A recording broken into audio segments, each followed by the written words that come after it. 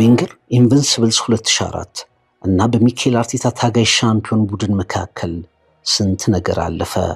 ሜሲና ሮናልዶ የሚባሉ የእግር ኳስ ማንጸሪያዎች እግር ኳስን የታላቅነት መለያዎችን በእግር ኳስ ሜዳ በይነው ወደ ማጠናቀቁ ተቃረቡ። ኦሎምፒክ ታምራዊ ውድድሮችን ከማይታመኑ አትሌቶች ጋር በቤጂንግ፣ በለንደን፣ በሪዮ፣ በፓሪስ፣ በቶኪዮ ከወነ። ፔፕ ጓርዲዮላ ከካታሎኒያ ምድር ጀምሮ አውሮፓን እየዞረ እግር ኳስን ጂኦሜትሪ አድርጎ ወደ መውጫው ተንደረደረ። ከሴቶባል ሞሪኖ የሚባሉ ሰው እግር ኳስን አድምቀው አበቃላቸው እስኪባል ደረሱም። ጣሊያን፣ ስፔን፣ ጀርመን፣ ፈረንሳይ፣ አርጀንቲና የዓለም ሻምፒዮን ሆኑ። ብዙ የእግር ኳስ እሳቢዎች ታላላቅ ቡድኖች ተፈጥረው ሂደታቸውንም ጨረሱ። በስፖርቱ ዓለም ብቻ እነሱ ሻምፒዮን ሳይሆኑ ስንት ነገር ተፈጥሮ ተጠናቀቀ። ኢንቪንሲብልስ ተረሳ። አርሰን ቬንገር ተሰናበቱ። ኮከቦችን መጡ ሄዱ። የሰው ልጅ ማራቶንን ከ2 ሰዓት በታች ደመደመ። ምድር ተመልክታቸው ከማታውቃቸው አትሌቶች መካከል ዩዜን ቦልት የተሰኘ ፈጣን ሰው ትራኮችን ተቆጣጥሮ ሩጫውንም ጨረሰም። ስልኮች የሚዳሰሱ ሆኑ። ባህር ምድርን አስደነገጠ። ከህንድ ውቅያኖስ የተነሳ ሱናሚ ብዙ የምድር ዳርቻዎችንና የሰው ልጆችን በላ። ዓለም ብዙ ጦርነት ከወነ። መንግስታት ተለዋወጡ። ኮቪድ ስታዲየሞችን ባዶ አደረገ። የሰው ልጆች በብዙ ቁጥር ተቀጠፉ።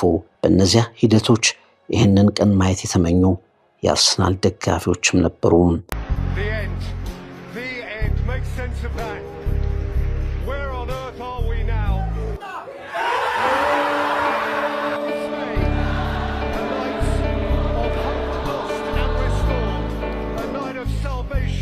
ዘንድሮ እንኳ ስንት ስያሜ ያተረፉ፣ በስንት ውስጥ ተጠለጠሉ። የብራይተኑ አሰልጣኝ ፋቢያን ሁዝለር የማዕዘን ምት ሲመቱ የራሳቸው ህግ ያላቸው ለመጫወት የማይመጡ፣ አርነ ስሎት ካጫወታቸው ፈጽሞ የማይጥመኝ አሏቸው። ለዓመታት የአርሰናል ደጋፊዎች የብስጭት ምንጭ የሆነው በርናንዶ ሲልቫ እንኳ የራግቢ ታክቲክ ባለቤቶች ብሎ አብጠለጠላቸው። ጨዋታ አቻ ሲወጡና ሲሸነፉ ደስታውን በፈንጠዝያ የሚገልጸው ተቀናቃኛቸው ቁጥር ያስደነግጥም ነበር። ግን እየደጋገሙ በመውደቃቸው የተነሳ መነሻቸውን ያበጁት የሚመስሉት የሚኬል አርቴታ ልጆች ለትችቶች ጆሮአቸውን ደፈኑ። በማንቸስተር ዩናይትድ በበርንማውዝ ሲሸነፉ በገዛ ደጋፊያቸው በስታዲየማቸው የተሰማውን ተቃውሞ ድምፅ ማበረታቻ አድርገው ወሰዱት። ጨዋታ በጨዋታ ደረጃ በደረጃ ያመለጡ ድሎቻቸውን መልሰው ሰበሰቡ። እናም ተሞሸሩ፣ ሻምፒዮን ሆኑ።